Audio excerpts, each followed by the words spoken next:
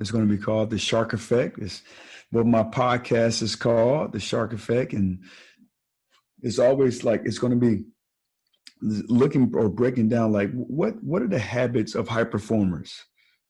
How can they take those habits, whether you are in the professional world or personal, what do those high performers, what do they do? What is their foundation? What are the secrets? And so I'll be taking a lot of it from my life, but also from other high performers in any field, in any profession. So it's something that people can be able to, to take and read and be able to come out, I'm hoping, on the better end of like, man, what does it take? What does it take to be a high performer in any industry or any field, home or at work?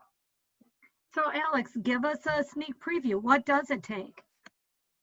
Oh, what does it take? You got to have a foundation. You got to have a foundation that can withstand, just like anyhow. I'm looking out my window right now, and there's a house that just been built, pretty nice house. And I watched them from the first thing they flattened it down, right? They flattened down they took out all the trees, they flattened it down, and then they laid a strong foundation. And that's one of the things, like, what is your foundation? My foundation, and it took me a while to understand it, but my foundation is like on these three things, right? My three things. It's my faith, it's my family, it's my career. And at certain points of my life, I was misaligned, meaning what came first was my career, second was my family. If I'm being honest here, all right? And the last one was my faith.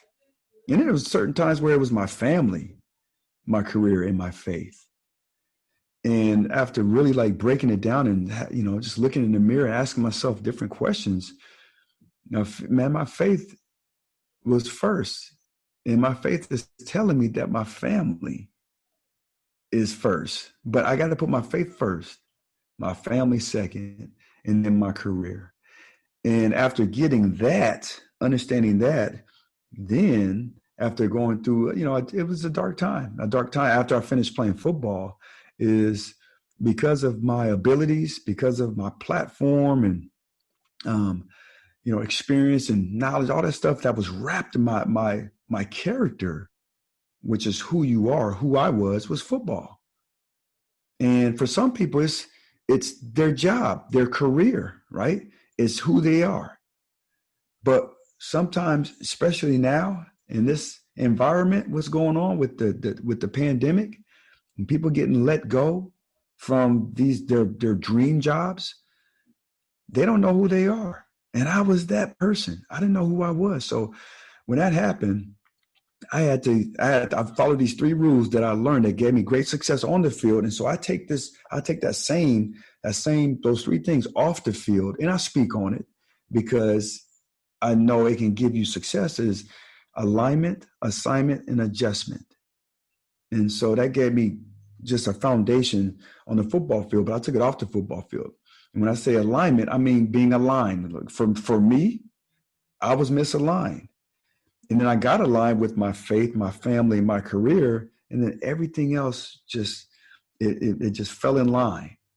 And then the next, when you're talking about assignment, right? On the football field, it's like your job, right? Your role. But then it's like, no, what's your purpose? What's your purpose? And, and then mixing your purpose with your passion, right? So that, and then the last part is adjustment. And I had to make adjustments when I finished playing. I had to adjust how did I want to show up? What did I want to do? And I had to adjust the relationships that I had, right? I had to adjust and make sure that I'm getting the right relationships, that people that can move me forward, not backwards, right? Because this is the Alex 2.0. And there was a lot of adjustments that went on, trust me, because of what, playing football for so long. When I was 13 to 31, it changes you. And it's not all about the money. Not all about the money, but it changes you, like how you view yourself. Like we are, I know I was entitled. I'm honest. I'm gonna be honest with you because of everything that came with the perks of playing at that high level. I was entitled and I treated people the wrong way. Like they owed me something. All of my relationships, they was transactional. Transactional. Either from my end or their end. It was transactional instead of relational. And so now I make it a point to make sure I look at things differently. When people, want things or they want me to do something or whatnot, I look at it where it's always got to be a win-win. It always, for me, it's not just I win and you don't win, or you win and I don't win. Because that's when you're taking advantage of somebody. And that happened to me a lot back when I was playing football. And so I never want that to happen either on both ends. It has to be a win-win. So those things kind of give me structure. My being aligned and then knowing my purpose, mixing it along with my passion, and then what adjustments have I made or can you make to live that purposeful life? Alex, that's a great message. And speaking about living a purposeful life, I ask every guest who comes onto the Legacy After the Locker Room podcast with Stables Media to donate an autographed item to Special Olympics and really create that purpose and give somebody hope and possibility. Alex Molden, would you join the Legacy After the Locker Room podcast and myself and make a donation to Special Olympics? Absolutely. I know I got a Saints hat somewhere in here, or maybe a football, maybe an NFL football. Yeah, absolutely. Alex, that's fantastic. Thank you so much. I want to talk a little bit about what you're doing right now. We only have about 5 minutes left. Time goes by so fast, but right now you're doing a lot of coaching, a lot of leadership development. Tell us a little bit about what you're doing. I know your family was just affected by the fires out in Portland. You were evacuated. I know the pandemic is hurting a lot of people. What's going on in your life, Alex?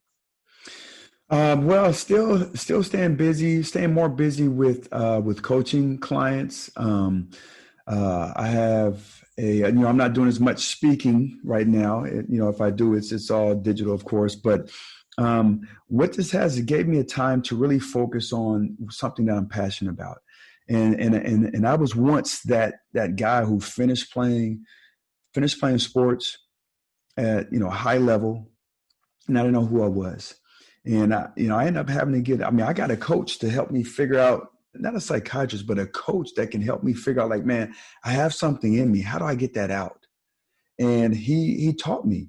He broke things down. And I think when you can understand things at the granular level, you can have a better understanding of it, and you can explain it that way. A lot of times with leadership, it's so broad and people say things about leadership, and it's just not true because you can't apply it to every situation. So break it down, right? Leadership. What is leadership? Leadership is influence. Okay. What is influence? Well, there's 10 of them, right? Why people are going to follow you, or why you're going to follow people, right? The first one, and it's not in any order, but relationships is who you know, right? Character, which is who you are.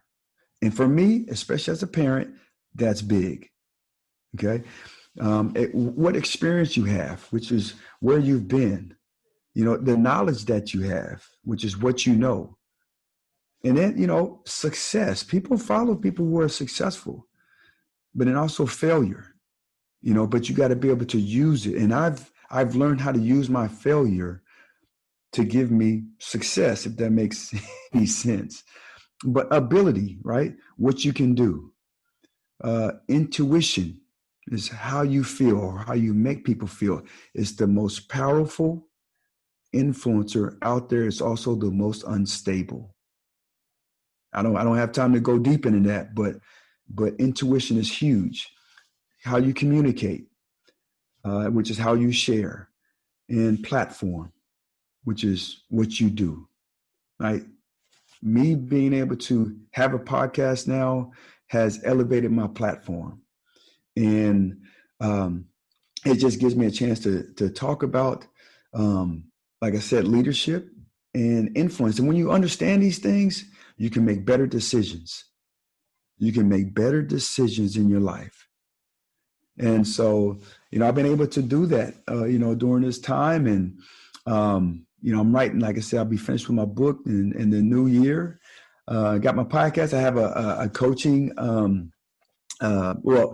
Facebook, I have a group called the Higher Achievers Academy, and it's for former elite level players and coaches, athletes who were stuck trying to figure out their next chapter in life after their sport.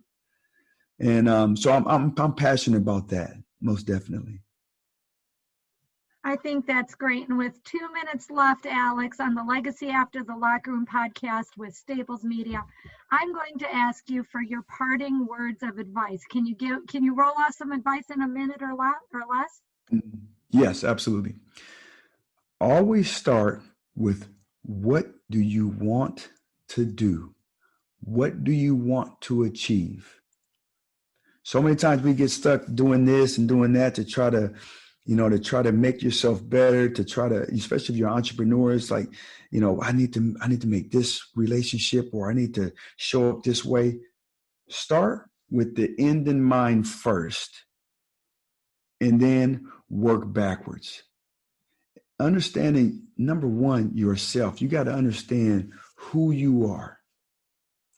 What do you want to achieve?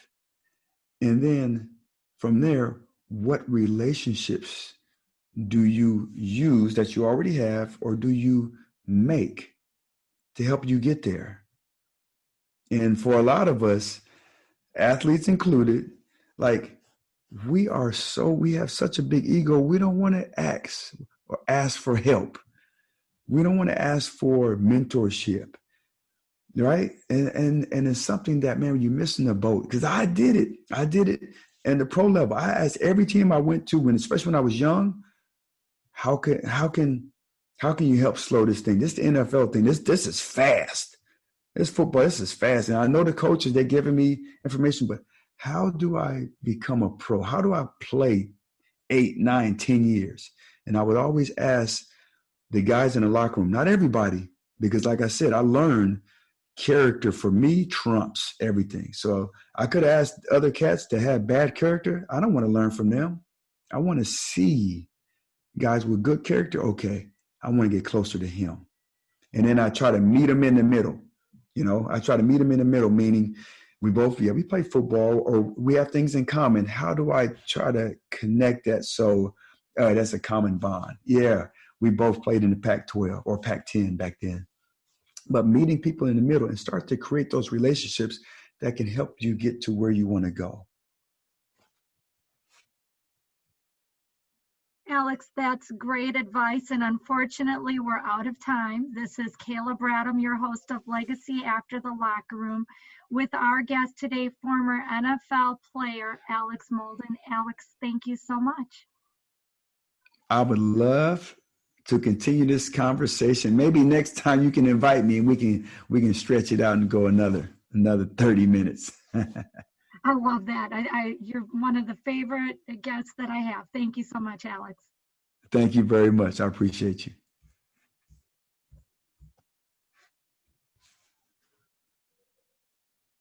Hey, this is Alex Molden, former NFL defensive back.